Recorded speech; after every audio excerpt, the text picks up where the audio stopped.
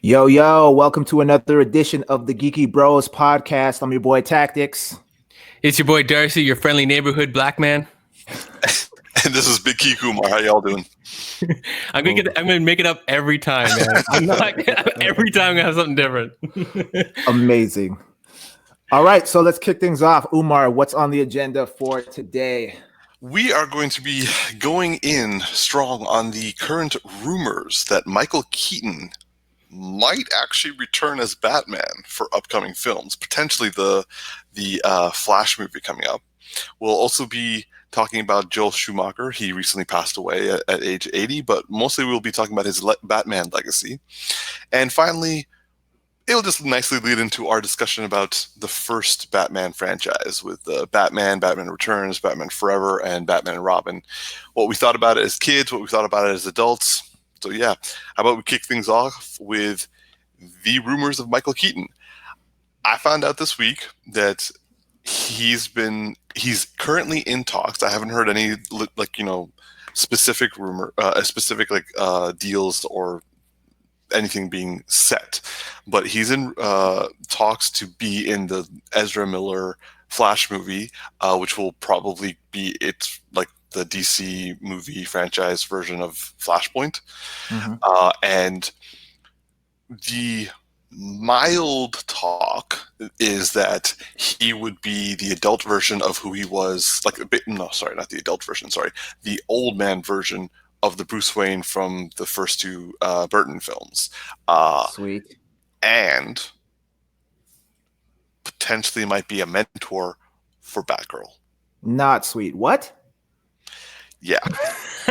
See, I've heard not rumors. I don't want to say speculation. It's just what people would want the story to be, right? Like if they could write it their own way. And who one wants of them, that though? Everybody wants their own fucking way, man. No. I think Tactics is responding to the Batgirl aspect. I'm like, man, it's like Burger King. Have it your own way. No.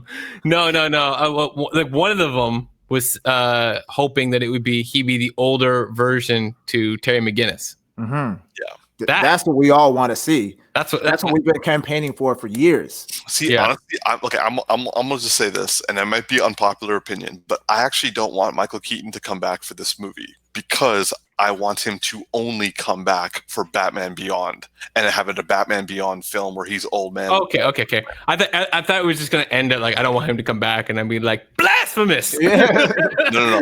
I don't want him to come back for Flash. I don't want him as a cameo. I don't want him to just come up with hey, this is my girl Batgirl, Batgirl Beyond or whatever shit like that. If they're going to turn Terry into a female and do Batgirl Beyond, I'll be okay with that.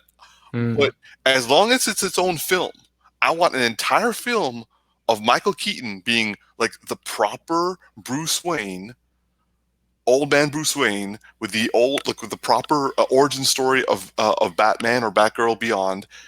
That's what I want. Do not waste my time with a cameo that will just be for a Flash movie. I get you on the cameo. I'm with you on that because it's like seeing him again. I want more of it. But what if what happens in Flash sets up that whole film that we get later? It's fine. I think it's fine if they're setting it up for Terry McGinnis or for a female Batman Beyond character. I'm totally okay with that. I don't like that they're taking or that they potentially will be taking liberties and making that into a Batgirl storyline that completely goes against what it is in the comics. It just doesn't make sense, and I don't want to see that. Yeah, if we're gonna do a Batgirl that isn't a future the Batgirl Beyond sort of situation. Mm-hmm. Let her do her own movies. Let her have her own time. Let her be at the proper age with the proper age Bruce Wayne. Let's not sugarcoat this. Look, for crying out loud, let Ben Affleck be Batman again for an opening sequence training Batgirl, and let the rest of the movie be her doing her own thing. I'm all good with that. Okay, your point about Michael Keaton being in the Flash movie to kind of set up his. Okay, fine. I would much prefer an insulated thing. But if they'd have Flash going through multiple universes, one where he sees Michael Keaton and Michael Keaton just looks back at him, and then Batgirl shows up, be like, "What was that?" He's like, "I don't know." I'm okay with that. But as long as we get a Michael Keaton feature film of him being old man. Yeah. I heard some rumors. I mean, but like the rumors like went like 80,000 different ways, like in the first minute, right? Like some people are like, "Oh, he's signing some multi-film deal." I'm like, "What? That seems premature." I mean, I just mean not that he would sign it, that we would get that rumor that fast. Yeah. He's like, "We just heard about it, multi-film deal." Be nice. Like honestly, based on what happened with Spider-Man: Homecoming and how well received that was, and everyone basically like yelling for him to come back as Batman. Yeah, he's so good. To be honest, I just want them just hire the frickin' Russo brothers, or I don't know, top tier writer director combination people, and get this right. True. If they Justice League or BVS my future, Batman Beyond or Batgirl Beyond with Michael Keaton as Bruce Wayne, I will never forgive Warner Brothers. So I heard one thing that's not a Batman-ish rumor. Okay. And I want to see what you guys think of this one. So you know how the whole talk of I forget his name right now, but the guy who plays Negan in the Walking Dead. Oh yeah, who's also Thomas Morgan. Yeah, who plays Thomas Wayne. He's Negan for me. So he's Negan before he's Thomas Wayne for me. But he's if a Flashpoint were to create the scenario where he gets to play Batman, and then somebody was from right, okay, yeah, and then someone came up with this obviously I'm hoping a rumor for me that well, what if Michael Keaton were to replace him and play play Thomas Wayne? And I was like, but how can you unsee Bruce Wayne? No, so one of the rumors that I heard was actually that if Michael Keaton doesn't end up taking the deal, then they're going to scrap that idea altogether, and then Jeffrey Dean Morgan is going to they're going to go with the Thomas Wayne character. It's going to be one or the other, is what I heard. I like that better. I would prefer that actually. Yeah. Yeah. And to be honest, going back to my original point, I would prefer Jeffrey Dean Morgan doing his Thomas Wayne Batman and having that in the Flash movie than a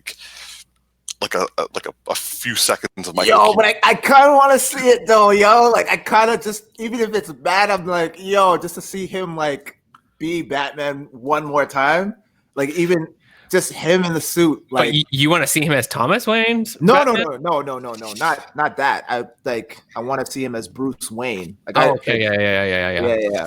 I don't know, man. I've been waiting, but not if it's gonna be the Batgirl bullshit that they're planning on doing. I don't want to see that. I like your idea of a Batgirl Beyond as much as I want to see Terry McGinnis, if that's the alternative that we're gonna get, other than doing the Batgirl thing, I'd much rather a Batgirl Beyond than. Frankly, Terry is a woman could be named Terry. Yeah, it's totally right. Here's kind of what I want, because I feel like DC hasn't got its legs there yet to want to throw Keaton in, because I don't want the first film come in and we get Keaton and it's that movie sucked. Exactly. So here's kind of what I kind of want to have happen. Okay, I want both. Okay, I'm not going to lie about that. But here's how I kind of want it to happen. Right, I want Flashpoint to happen, and I want maybe some visual, like Umar was saying earlier, where you just kind of see Keaton, you kind of see something to hint at that there is that universe and that things can go there. And are you guys still there? Sorry. Oh, it was just all choppy up for me for a second, so I want to make sure you guys still hear me. Yeah. Okay, cool. You guys broke up for me so still. Umar was just I was like, oh no.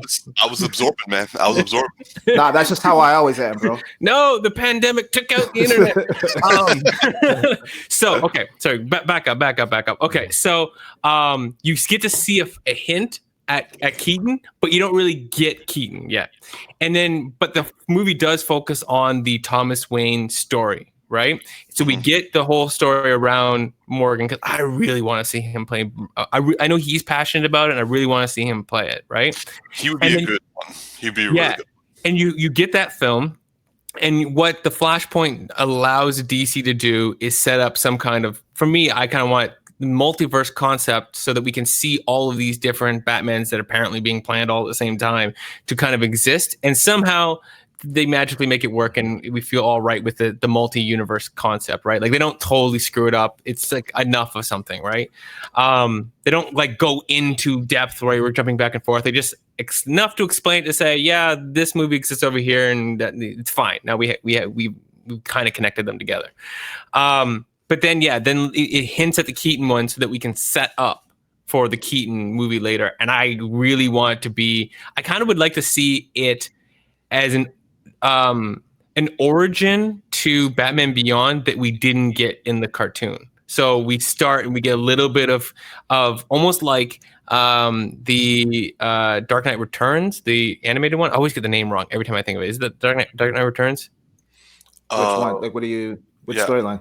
The animated one that we got a few years ago that Bruce Wayne, or sorry, not Bruce Wayne, Ben Affleck's character's based on.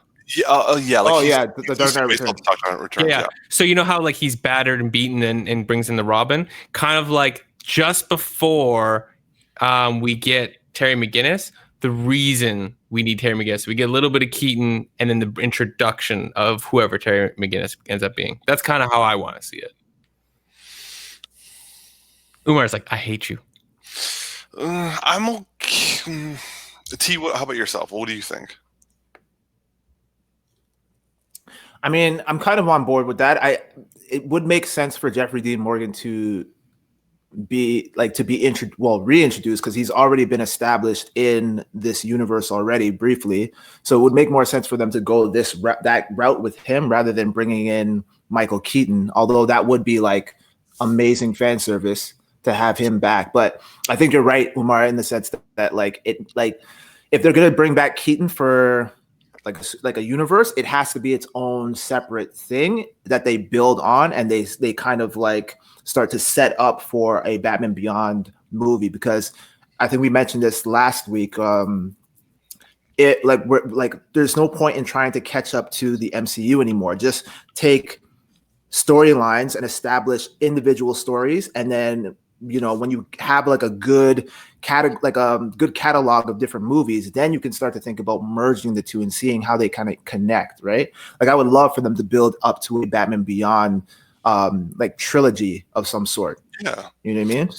Yeah. See, for me, like I would say, like this all depends on the writers that they have, and also like what we were talking about last week, that Warner Brothers gets someone like a Kevin Feige person who can kind of like orchestrate this.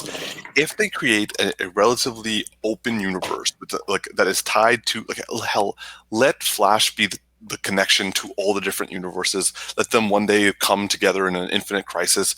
I don't care. Like if that's like the new event, like Avengers level or Thanos level event that people are like that they're working towards, I can get behind that. Let them have their own each individual universes, and then all the multiverse come crashing down together, and that will be the new thing, like snapping the fingers or shit like that.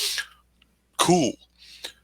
But I need, at the very least, I need a Batman Beyond or Batgirl Beyond with frickin' Michael Keaton as old man Bruce Wayne. And dude, just don't get carried away. Like, do what the MCU did in the sense of when you do origin films, do them to the source material. Like, I swear to God, if they mess up the Batman Beyond like history of Bruce Wayne, I will go insane. Like, you don't need to go much further outside the source material of the animated series first episode or first two episodes or whatever. That set up the character, that set up it also had a history.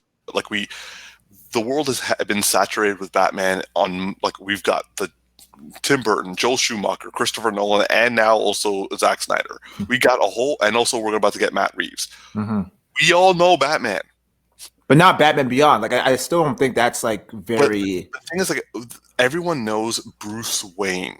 Yeah, absolutely. So therefore, when they do an old man Bruce Wayne, We don't need to have like a big origin story for him. Just pop him up. Have Michael Keaton have him do his Batman and have it similar to what we got in the animated series, because we can still get that. That's not too much. But when they start like messing with things that are already like good and legitimate, that's when I get pissed off. And when they mess it up, then I get even more pissed off. And if you got Michael Keaton and you mess it up, I'm gonna go crazy shit angry like I did with Korra. Man, I just keep finding this man's trigger points, man. Like, can we get like some? I don't know what we need for this guy over here. What's that thing? You put needles in the person to calm them down or whatever. Like, acupuncture. Acupuncture, something. I don't know. This guy is like so. To explain, now I don't completely remember the first couple episodes of Batman Beyond, but all I'm basically saying with Keaton is I would love to see just a little bit of him being Batman in the film for like a little bit, so that when it sets up the character. And I feel like if I remember vaguely in the animated one, we get to see him be Batman for like a second, and then it goes right into Terry. And I don't want the whole movie to be this whole like definitely don't need an origin for that Batman character. We already have the movies for that Batman character, but but I want like just a little bit of seeing him do it, like battle. And when I reference the Dark Knight Returns, it was because it's the beaten and weathered version. So I don't want the whole like long thing. Just showing him beaten and weathered and being like, I need to pass the mantle, and a little bit of that setting up of that character. Just something to like, I could see a little bit of Keaton and the introduction of that character, but you always kind of feel like he can't really fight. But if he has to, we've seen a little bit of what he's still like at this point, you know? So just a reminder to you and also to the audience, in the animated Batman Beyond, like series premiere, the first scene, Batman is like middle-aged. He's got the Batman Beyond suit, and it doesn't go well. So much so that he had to pick up a gun to defend himself because he just was so like he has a heart condition and he just is not able to keep up anymore.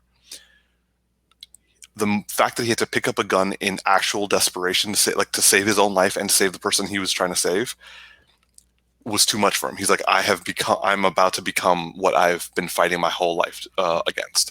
So he's like, that day, done. I'm no longer Batman. Never again. Yeah. And then 20 years later, some kid is running from a bunch of Joker gang members, falls in his front lawn. He's out walking his dog in a cane, and he's like, "Yo, get away from this kid!" And they're like, well, "Who are you, man? We the Jokers." And he just laughs them off. He's like, "Sure you are." And then he kicks their ass with a freaking cane. Man, still got it. That's what I'm saying. So like that satisfies what you're talking about, Darcy. And to be honest, don't mess with that. You give us that. You give us his beginning portion. Michael Keaton can do that because he did that movie recently with like Dylan O'Brien where he's an assassin teacher. Yeah. Have him do his like opening scene. He's like, okay, I'm too old for this shit. Do like 5 years later, and then like, you know, this new Batman like kid, girl or whatever comes up and he has to defend him or her. And then he then afterwards he has like a mild heart attack and the kid has to take him back to his house for pills. Don't mess with that story. Keep it as is. Like, I do not want someone to be like, oh, I'm going to do my own spin on this. Fuck you. Well, hopefully they've learned their lesson and they don't take too many liberties with the storyline. I'm okay with like minor adjustments, but when they change things completely, it just fucks the whole thing up. Agreed. Yeah. And I'm not saying like change that whole storyline. I just don't want it to be like 5 minutes, he's in the suit, and then that's all I get to see. And I'm like, that's all I'm saying. Is like, I just want it to be like, you know, you lead up to that exact point. Maybe you add like a little bit before it, like you show him just like maybe like a couple. I don't know, just something. Just give me more than 5 minutes. I don't want 5 minutes of him being in the Batman suit and then he's a guy with a cane, right? And then like, you know what I mean? Like that's all I'm saying is I want a little bit more. Honestly, if we get even just 5 minutes, I'm good with that. Like if I see him, I if I see this motherfucker minutes. in the suit, like yo, I'm good, man. If it's 5 good minutes, like proper 5 minutes of Michael Keaton in a suit, I would die. Yeah. Yeah. Okay, yo. So, side question: is Ezra Miller still attached to the Flash? At present, yes. Yo, okay, so I don't understand this. Didn't this motherfucker choke out a chick like months ago, and that he's still I'm like so no one's confused. I'm so like no confused. one's brought that. Yeah, there was like a video circulating like online where he came up to a girl and just choked her out. Well, so I've watched the video multiple times, and this is not a defense for anything. It's just like trying to analyze it because like why isn't anything happened at this point? And based on the video. So the video kind of is so a lot of people cut it a little bit shorter, but she walks up and she says something boisterously and jokatively, I think, and she's like smiling, and you kind of see his side profile, but you don't see you do see his face a bit, and his tone is kind of like, it sounds like he's joking, and then it sounds like his tone gets serious, but it's kind of on that edge of like serious and joking. And then she's kind of smiling at the beginning of it, and then obviously not by the end because she's on the ground. And then it cuts. Oh, God. And I'm like, the thing that boggles me about it is like, was it a sarcastic thing between friends and they cut it and it made it look You worse? gotta explain that shit, like, because that's like bad press for you right now. The thing is, if it is 100% what it is, then yeah, why the fuck aren't we handling this? And if it was a joke, then why aren't you explaining it? Yeah. Right? To be honest, like the fact that I haven't heard about this also, is this when did this happen? Like at least it must have been like 2 or 3 months ago. Oh wow! So like it was like during pandemic times. Maybe a little before the pandemic, before the official lockdown, but I think so. Yeah. Yeah. Okay. Like, because this is when people were still allowed to kind of socialize and be in crowds and stuff. So yeah, well, frankly, if Ezra Miller has gone down the road of like misogynistic psychopath, then yeah, he should be fired. If it wasn't a joke and if he just went crazy and is like attacking women, but also that's another really bad mark for Fantastic Beasts, because not only did J.K. Rowling just come out as like a transgendered phobic feminist, but now on top of it, like one of the main cast members of her new franchise attacks women too. Yeah. Damn. Yeah. Everyone just fucking up this year, man. Holy. Yeah. No, it's crazy. And the thing is, like, what that woman says in the video does not look like something that would provoke somebody. That's the thing that boggles me, is like, it doesn't look like, unless she was barking at him off screen like 10 minutes before and it had some other context. This was like a normal street that he was on, and it looked like it was backstage or something. To me, it looked like it was backstage or something. It wasn't like in public. It looked like it was at like a backstage of a Comic-Con or something like that. Like, it looked like it was at some kind of thing. Like, it looked like there was some structure around them that reminded me of like behind the scenes of a stage. And it didn't look provoking. And so I was so confused by it. And it's cut so short. Like, there's not enough pre and after context, especially at the point in which he takes her down. It cuts immediately. And so you don't get to see what the reaction is, right? Because if you see the person obviously like in distress, then you immediately know that something is wrong. But when you cut it so soon, you can make something that was a joke between friends look bad too. So I'm like so confused by it, and I don't know how to think, because it's like I just not enough information. It's so short. It's like 35 seconds. Well, I'm really hoping. But then there was no follow up to it, which doesn't make sense. Like, it's like he looks really bad right now, and yet there's been no public statement to kind of address the situation and clear the things up. Yeah, that's the worst part. The Me Too movement hasn't said something louder. That like, to be fair, they have a lot that they have to work on right now. So maybe this is just. Well, first of all, I hope that woman's okay. Yeah, and secondly, I hope it's a joke. But I didn't have any particular love for Ezra Miller, but like at the same time, like neither. Yeah. No, I mean, like, unless there's some stupid payout happening, which I hate when that shit happens. But I'm just surprised like she wouldn't have said something publicly. That's the thing that makes of all things that make me think like it could be mixed with her tone in the beginning, and the fact that she hasn't said anything publicly, like like him not explaining it is one thing. Like, if he's wrong and he doesn't explain it, it's not surprising. Right. But her not, bringing this as a problem forward for her own. I mean, I understand people might not want to come forward with stuff, but it's very public. So I'm surprised nothing would have been said. Well, I guess we'll keep an eye on that. But Anyway, going back to our original topic, just to say to the audience, what do you hope out of these Michael Keaton rumors? Like, what would you guys want to see happen, either in the Flash or anything to do with Michael Keaton in the Batman franchise? Terry. So okay, let's go on to our second topic. Last week, or was it the week before? I think it was last week. Joel Schumacher passed away. He was infamous for the man who killed the Batman franchise with his two Bat films. nipples. Bat nipples was one thing. Yeah. So Batman Forever with Val Kilmer, Chris O'Donnell as Robin, and Tommy Lee Jones and Jim Carrey. And then we had Batman and Robin, which was well, I can't say it's the final nail because there were a lot of nails in that film. So like multiple nails on that coffin. The Batman Visa card. Oh yeah, I can't stand that. You can't unsee that shit. So Umar, before, I just gotta tell you, put your hands to your ears for a second. You're not ready to hear this. I actually just made it worse. Actually, I actually kind of like parts of Batman Forever. I will agree with that. Okay, yeah. Okay. Yeah, he thought I was gonna say Batman and Robin. No, I hated that. He was getting ready. I was like, yo, even as a child, delete this guy's video right now. Look, even as a child, when let me put this perspective for you. When I was a kid and I watched movies, one, I never fully comprehended everything coming my way, and like to the point that like I almost feel like I was falling asleep in almost all movies. Like my brain was like shutting off, and I'd only see movies in short spurts. And so even as a kid, like I would watch a movie and I'd be like, "Oh my god, things are cool! I love this movie." That movie came in, I was like, "What is going on?" Like as a child, like this makes no sense. Whereas Batman Forever, A Kiss from a Rose is like one of my favorite songs of all time that came out of that. I love Jim Carrey in that. I just like everything is so wild about that character, and it's so believable because he can take it there. I think I like some parts of Val Kilmer at the time. I don't think I like him as much now, but I think at the time I liked the parts of Val Kilmer. Changed.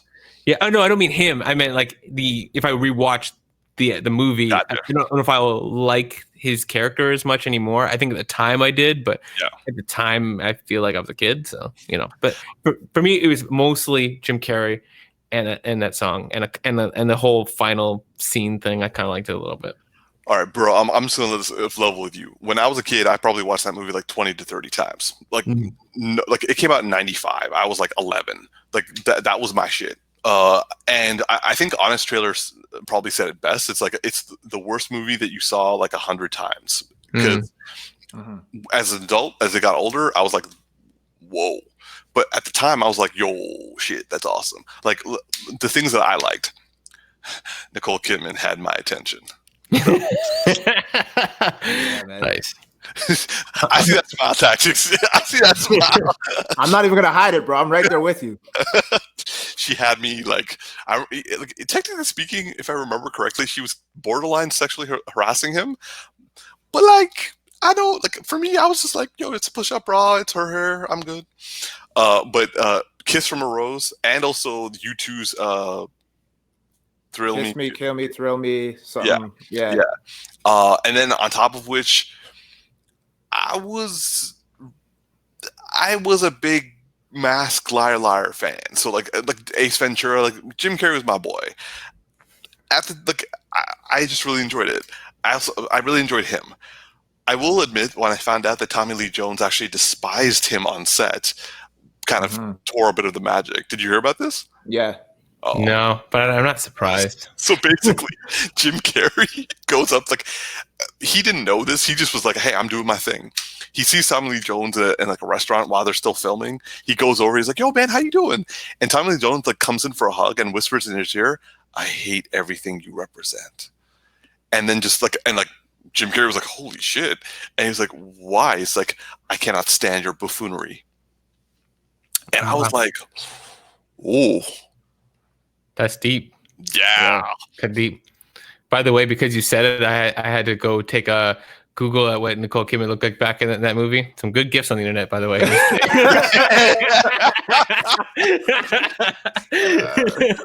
But I see what you're talking about. Yeah, it was before the plastic surgery. But like, yeah, I just, yeah. Anyway, and also like, I still like Michael Gough as Alfred. He is still timeless. Like, yes, Michael Caine kicked ass as Alfred as well. Two very different characters. Two very different characters, but still very lovable Alfreds. Yeah, something very endearing about him. Yeah. I think they're both perfect in what they were supposed to be. Yes. Yeah.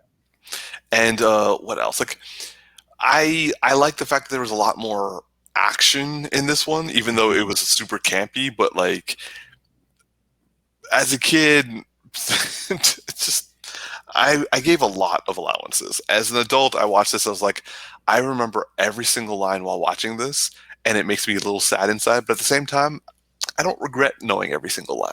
Mm. Yeah. How about you, T? Definitely Nicole Kidman. I did like Val Kilmer. I like what he brought to the character. There were certain moments where I was kind of like, yeah, you're kind of pushing it a little bit with the Batman shit, you know. I felt there wasn't enough duality between his Bruce Wayne and there was no Batman. duality. It was just like there was no differentiation between the two characters. No. He was just always on as Batman, and I'm like, yo, bro, you need to kind of like switch it up a little bit, you know? Go fighting people up like, percent. Yeah, like he fought people at the circus as Bruce Wayne. I'm like, dude, you're doing this in front of everybody. Wait, yo, hold on. So how the hell did this motherfucker get shot in the head and survive that? Did I miss something? Did it ricochet off the wall and hit him, or like? I think it was it skinned his head. Wow. So Tommy Lee Jones is just Two-Face is just a terrible shot. Apparently. Okay. So him being Batman all the time, it just made me think of like, can you imagine if like Superman showed up, but he's still wearing his glasses while he's wearing this like the big he's like, and everyone's like, huh? And you're like, oh my bad.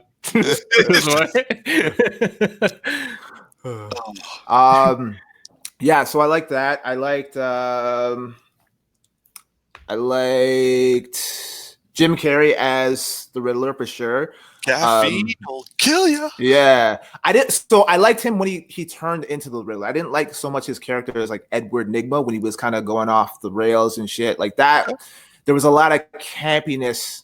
I mean, there's campiness throughout the whole movie, but I found like when he was the Riddler, it just kind of worked more for me, and I believed it more as him as the Riddler versus him as like he's supposed to be a normal functioning human being, but yet he's so like just out there, and I'm like, I don't know, I'm not really buying this.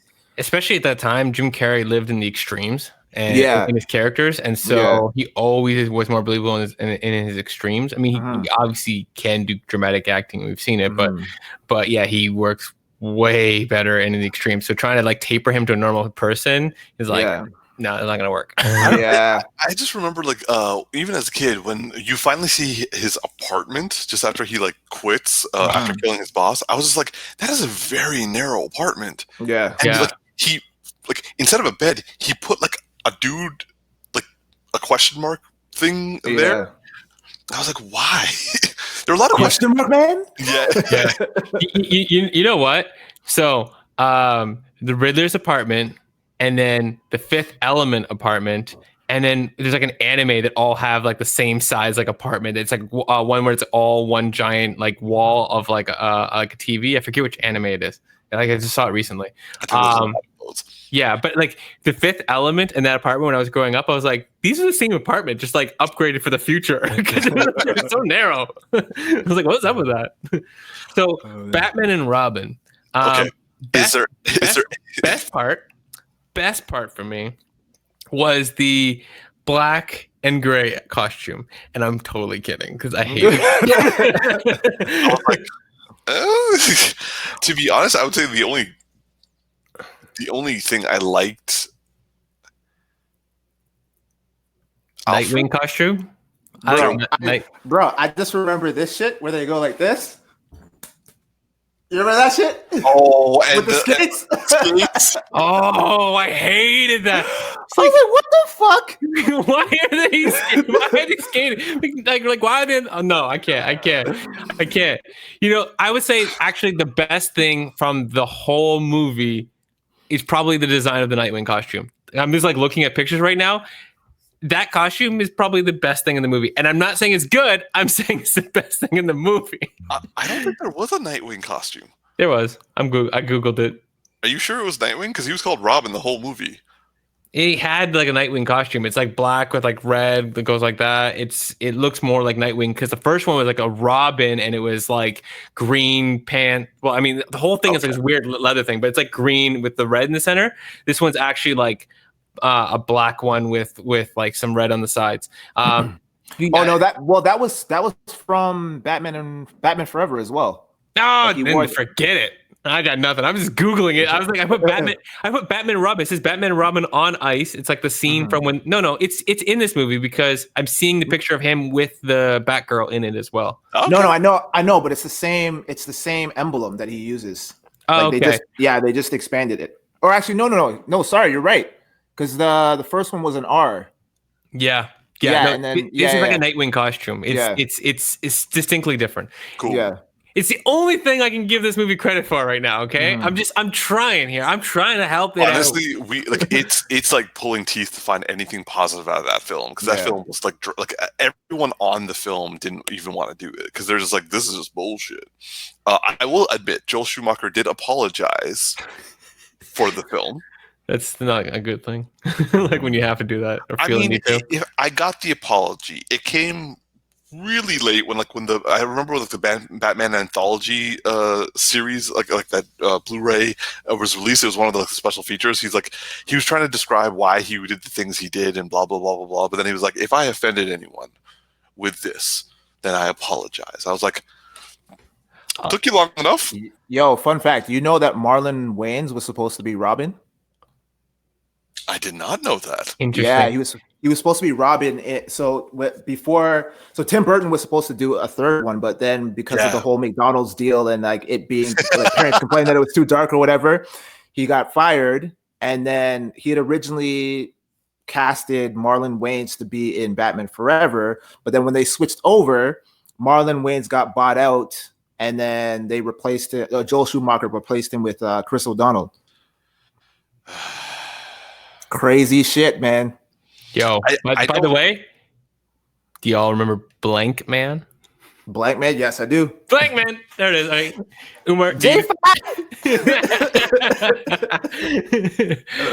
Yo, I actually just saw a picture of someone like photoshopping Marlon Wayans' head on like the body of Robin, and I mean the Photoshop isn't great because the proportions are off. Like his head's too small, but he actually looks kind of dope in the costume. But I'm not saying I'm glad he didn't do it, but I'm saying he looks kind of dope in the costume. Yeah. Good cosplay. Yeah. Oh no, but Blank Man was Damian Wayans.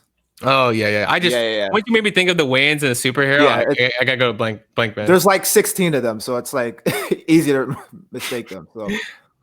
Do you guys believe? I remember reading this one time where people were saying that Joel Schumacher, all faults aside, he is the reason we got the Nolan films. Do you guys subscribe to that belief? I feel like we would have gotten something along that caliber eventually. Well, I think it's a fair argument to say that because it went so far one way that we went all the way the other direction. So because it was so campy and like unbelievable that it kind of forced the idea of, well, maybe we should go really realistic, because it could have been lesser realistic and a little bit more maybe what they're trying to be now, where they're a little bit like, almost beyond human, but yet at the same time a bit realistic, I guess. Well, I mean, Tim Burton's version was kind of like that. I mean, Batman original was somewhat realistic, but then Batman Returns was kind of just way. I would say Batman Returns started getting a little campy in itself. Like for sure. It was like borderline, like teetering on the edge of campiness. You know what though? That movie, and might as well start sliding into this, but that movie, when I watched some video, and you guys probably both saw on YouTube, where they're talking about how the toy sales changed that movie so dramatically. Yeah. Like, Oh, okay, sorry. I'm like, what did I say? no. I'm just like, I'm remembering that discussion too, because they're Yeah. like, how can we make toys of this? The penguin Yeah. the penguin is literally sexually like harassing And he every bit some woman. guy's nose, bro. Like, I just remember the blood splatter. Like, I was like, yo, kids can't watch this shit. Yeah, but the thing is, because Tim Burton was taking it to this psychedelic level and he was taking it to this very dark area, right? Yeah. I feel like when they decided to bring it back, and they obviously probably wanted some campiness, but if you take that craziness and then try to PG it, it's probably just going to end up campy, because it's like it's weird extremes, right? To make something that's super not for children probably means you have to explain it in some way that's really hokey dokey and doesn't make any sense. Like, because I did, like, I would say, like, while Danny DeVito was annoying as the Penguin, I still think like I enjoyed his psychology of it, because like this guy was like capturing all the rich firstborns of any town he went in and just like drowning all of them. And I was like, that's kind of dark. And then also he was like biting people's noses, and didn't he like go up to Catwoman and his like wild sexual charisma? Like, as a kid, I was like, I don't know what that means, but it sounds creepy. Yeah, you know, I gotta rewatch it. I haven't watched it in years, but I don't know. I kind of like Danny DeVito's character or his acting in that movie to some degree, because like I'm knocking his acting. I'm just saying that like the character itself was the thing that like frustrated me. I just feel like it was believable. I mean, you can, especially when you compare it to Arnold Schwarzenegger. I'm just looking at a picture of him right now. He was nonstop dad jokes. Nice to see you. Oh yeah. Oh, nice to see you, Batman.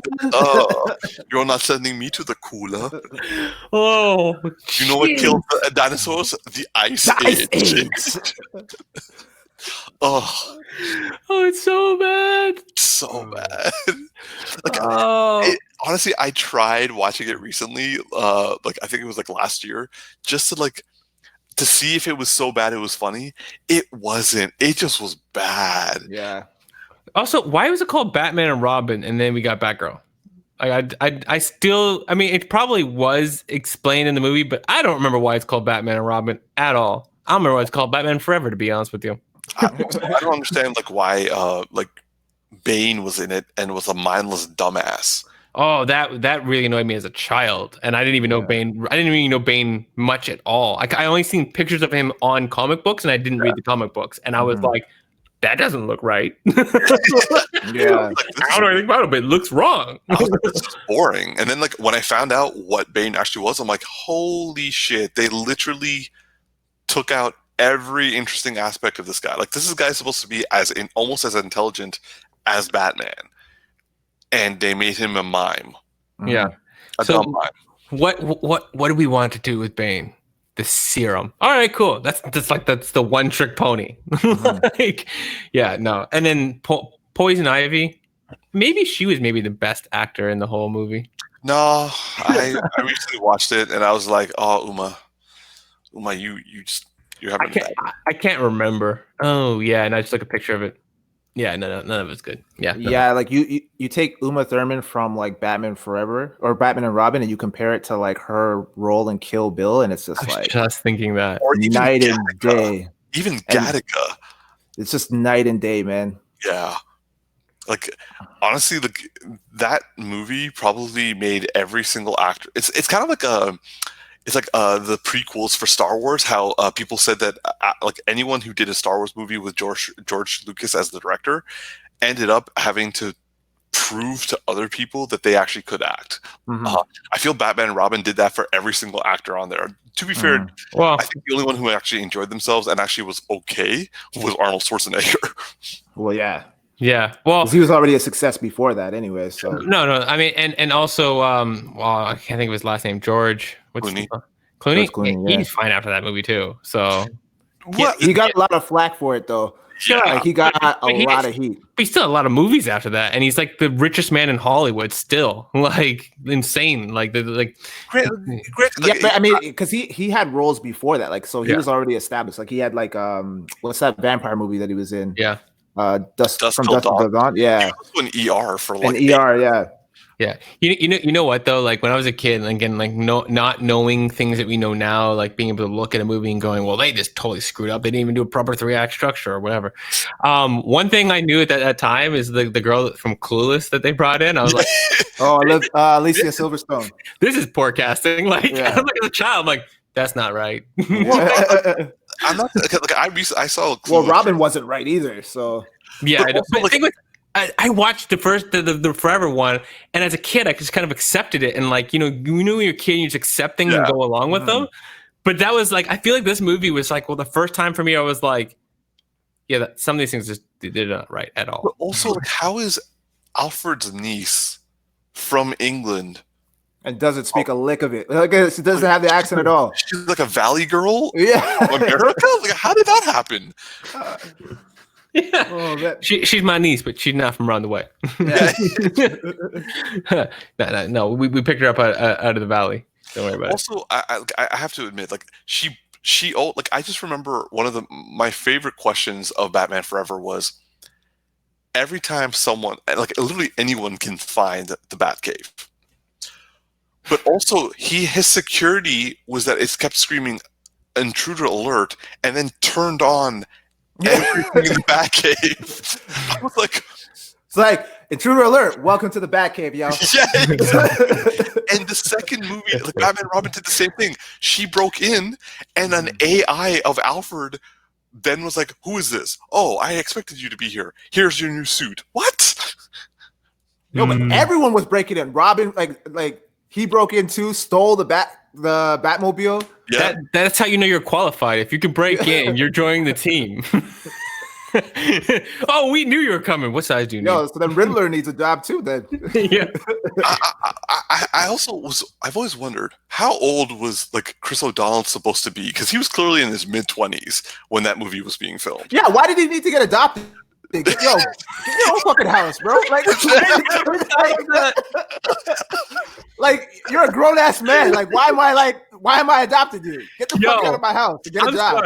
I'm sorry. If a guy, if you're living on the street, right, you know, or whatever, yeah, and you, well, he lost his parents. Okay, first off, but like, respect that. Yeah, but yes, but like, let's say you didn't even do that, but like, if you're just a guy in your 20s living on the street, and 100 billionaires like, I want to adopt you, be like, okay.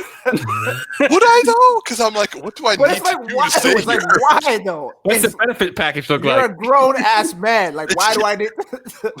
It made no sense. Like, and the thing is, like, even if he's supposed to be a college student, again, why does he need to be adopted? Yeah, Can he get just him stay an in the apartment dorm? or something. Yo, you can't live at my house. Like, you're grown. Like, Bruce Wayne could have paid for his dorm room. Yeah. Yeah, but then we Like, have a movie. Does he even have like? Does he even go to college? Like, what's the deal with that? Like, what is like Batman and the college fund? It made no sense because like we didn't get an age of this kid, and like yet he needed to be adopted. I was like, I'm fairly certain you don't need to, especially when he's riding a motorcycle. Clearly, he has a license. Yeah. Fair. Either that or he's just. I mean, yeah, if he's like 16 years old, it can hold like a 700-pound like motorcycle up. I'm just saying. That motherfucker is not 16 years old. Exactly. I've been saying like sub 18 because if you're pretty much like 17 3/4, you Motherfucker looks 30, bro. Like he's not 16, yo. I know, but what I'm saying, even if in real life you're 17 3/4, no one's gonna need to adopt you unless they like love you and have like been around you forever. 100%. I don't care how guilty you are. It's like, oh man, I should have been there as Batman. Well, whatever. Get him an apartment. Don't adopt the motherfucker. Like, exactly. It kind of destroys the whole point of it. Because like, what is he gonna say? Oh, he's my ward. Everyone will be like, what does he do for you as your ward? You know, it'd be an easier explanation. He hired another executive assistant and made him live in the house. He lost his family. He lost his. Also, why couldn't another like member of the circus take him in if he's like 17? He could do a one-man show. Yeah, very true. So like, yeah, that would like as I got older, that part never made more sense to me. In fact, it got worse. How old was Chris O'Donnell during the filming? Everyone in the circus was probably like, yo, people are wilding out here, man. Fuck the circus shit. I'm Yeah. gonna get an office job. Oh man, but yeah. Okay, so I'll look this up. Don't wait for me. I'll get this no, answer. fair enough. I gotta know. I do have another question going back to like the anthology. So we've talked about all the parts that we liked, and also a lot of stuff we didn't like. Mm-hmm. T, this is mostly for you, but I also am asking this of you and Darcy. Sorry, before you go on, it says that Robin in the movie was supposed to be the age of 25. So again, why did he need to be forget what his age was? He was supposed to be 25. Wow. Oh no. Oh, We're trying to make this work by saying he's like 16, 17 at the youngest. I told you, motherfucker looks 30, man. Like, there's no way he's 16. so yeah, he looked fine for a 25-year-old. So why did he have to stay there? Okay, so going back to my question, Tactics and Darcy, what didn't you like, both as a kid and also now as an adult? What didn't you like about the first Batman film? The first, like the Tim Burton one? Yeah. Ooh. I didn't like that the cowl like wasn't tight to his thing. That bothered me as a kid. That wasn't what? You know how like it was like a rubbery, and he couldn't move, and you could see like the space between like sometimes you can see a space here. That, but they fixed that in Batman Returns though. Yeah, so. I know, but it bothered me so much when I was a child. Like they did. They fixed it a little. It doesn't have as much space in it. Like he still couldn't turn his head. Yeah, no. The second movie was better for me, but the first movie really it stood out to me. It bothered me. It felt like a Halloween costume sometimes to me. Like it was just like it would take me out of the realism because you see the way Batman's drawn, right? And it's like very tight, like a cloth or something. And I would watch the film. And every time I would notice, like he would turn his head and he couldn't really move, and I could see that space. Whenever I saw that space, it took me out of the scene. Even as a child, it just like, huh? It just always caught my eye. I know it's a super small nitpicky thing, but it actually pulled me out of the film. I find it like that's you. Like, yeah, that's nitpicking. Like you must love that film. That you're like, yo, I didn't like the fact he couldn't turn his neck. I love that because it adds an element of like mystique to his character because he's just it almost makes it seem like not real, like he's not a real person. Well, it's not so much the turning of the body that actually didn't bother me. It's just the space itself. Every time I saw it, I know what you mean. Yeah. Go on. No, I'm done. For me, I don't know, man. I'm hard pressed to find something that I didn't like as a kid because I grew up watching the Adam West version. Like I remember coming home and like watching that every single day. And like I was into it, even though it was like campy as shit. And then, they come out with Batman 89 and you're like, yo, it's a far departure from what I was originally used to. So I was like, yo, shit, this is what Batman's all about. Yo, I'm down. So there wasn't really much that as a kid, I didn't like. I've watched that movie more times than I can even recall in my head, right? Like it's one of my favorite movies, one of my favorite Batman portrayals of all time. As an adult, now that I have a much broader understanding of the Batman character and the Batman lore to a certain degree, I would have liked to see like the fighting style obviously isn't up to par in terms of like, you don't believe when you go back and you watch it, you don't believe that this guy has like mastered like a bunch of different martial arts, right? He's kind of just blocking and like he gets folded by like so many different criminals in the movie. Like it's just like, yo, like seriously? Like when he's in the bell tower or whatever, like he gets like fucking murked by like one guy. Yeah. And I'm just like, well, granted, I mean, he was in a plane crash earlier, but and just climbed up like 1,000 steps. But still, I was like, "Yo, you're Batman. You should like one guy should be no problem for you, right?" Yeah. In comparison to like Ben Affleck's, his like epic scene in the warehouse scene where it's like he's taking on like 16 guys at once, and crazy. But yeah, so I think that was the only thing that bothered me, and then the Joker's original origin, how they changed that up. The fact that he, like, what do you mean? That he's responsible for killing Bruce Wayne's Martha parents? and Thomas. Yeah, like that was like I was kind of like, okay, I get where they're going with that. But I don't know. I like how they've done it now, like in like how their connection is now versus in the Tim Burton version. But yeah, other than that, I mean, How about I love that movie. So I gotta you like, we know about the neck, but like anything else? See, I gotta rewatch it. It's been a long time. I'm not a person who like goes back and watch old films often, but I will obviously at times. But this is not something I'm gonna say that I dislike. I gotta say something I really like about the Tim Burton films, and I think this film probably did it more than the second one. Okay. There's something that I feel that even the new films, even like the Zack Snyder films, sometimes did it, but a lot of new movies tend to not do this enough. It felt like a real world that it was in. Even though it was like a fake world, and even though they were sets, they had enough stuff happening. I was just hitting an image, and there was stuff where it was like he's on the street, and they're just garbage. And that level of detail of what was on the sets made it feel real, where I feel sometimes we see them in these films, and even with like the Christopher Nolan ones, sometimes the world itself doesn't have enough in it in certain things, like in certain scenes, not all of Christopher Nolan's or anything like that. But I like that it wasn't just he was cool. It was that I would see the world that they were trying to depict, and I could kind of imagine it, and I wanted to see what was around that corner, what was down that street, and it was interesting to me, right? And that world, that it was just really interesting and different and unique, and it wasn't like a world that we lived in, but I could see it happening. Christopher Nolan's really good, and it's really in our real world, so a lot of that's really believable, especially in The Dark Knight. The one scene that bothered me from that in the whole trilogy though was when him and Bane fought in the daylight. I can't stand that bothered me so much. But I like the world building. Sorry, I'm not going to hate on the film. I want to rewatch it. Just talking about it right now. Fair enough. And yeah, I'm in there.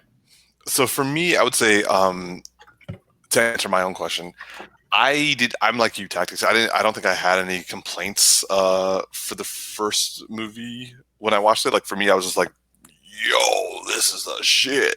Yeah.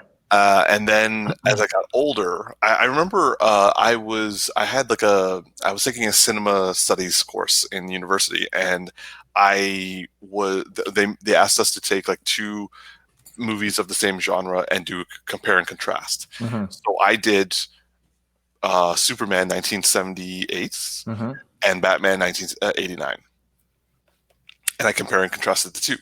And for me, what kind of like surprised me was that I found that the Superman movie was more a concise and better scripted arc and story, while I found the Batman movie to be rather disjointed and like kind of like jumping all over the place without a clear message. However, I also by that point I had developed I had watched the animated series insanely, and I had read a whole shit ton of comics.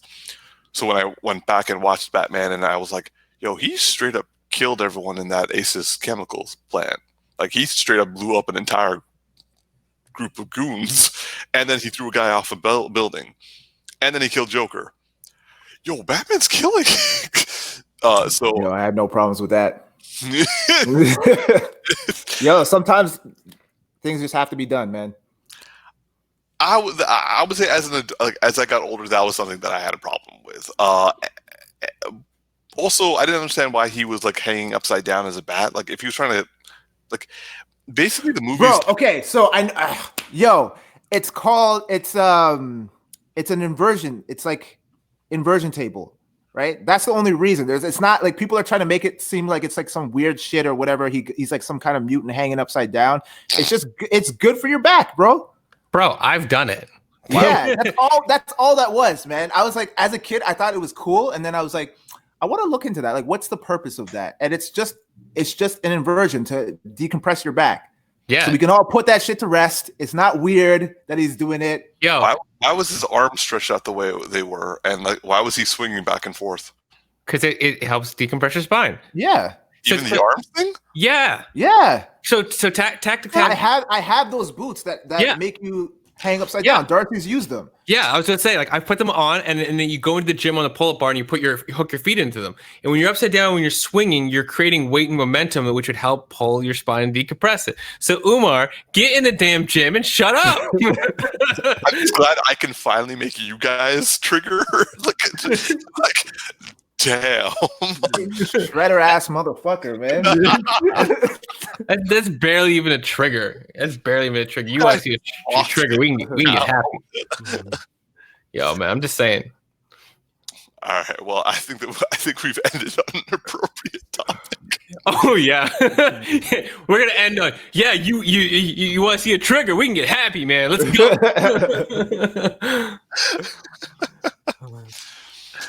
All right. Well, unless you guys have actually, let me point this out to the audience. Which of the 4 Batman anthology films was your favorite, and what did you like about the anthologies? Each film, which was your favorite villain, which was your favorite Batman?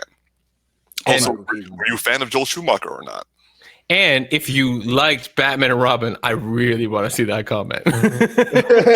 Yo, this is a safe space. So if you like Batman and Robin, tell us. We need to hear this. You cannot say that YouTube comments is a safe space. It is the opposite of a safe space.